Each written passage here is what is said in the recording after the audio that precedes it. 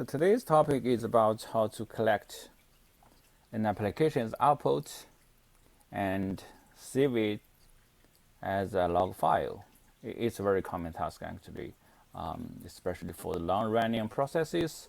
Let's say a web server or something else. So you want to save its output as a log. So here's an example. So I have my application, and if I run it, okay, it actually has two outputs. One is the standard output, the other is error output.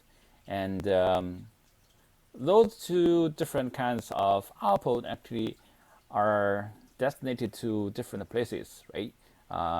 So standard output and standard error output. But actually we want to collect all of them. So let's say if you want to use this command, so log.txt. Okay, so now actually you can only, let's see what in the log.txt.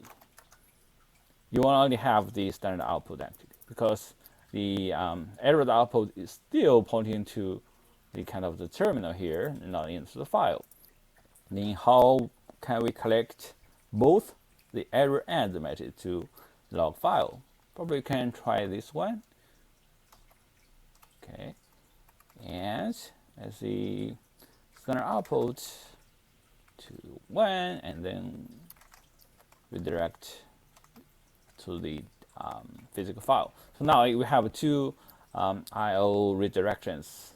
So this 1, this 2, right? Looks good. Let's run it. Bam. You can see here the error message was still printed out to the terminal.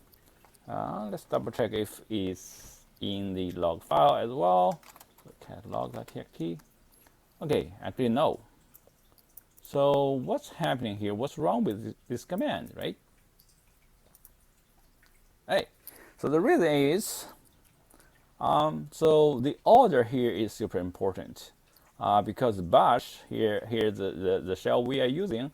So bash processes IO redirections from left to right, one by one.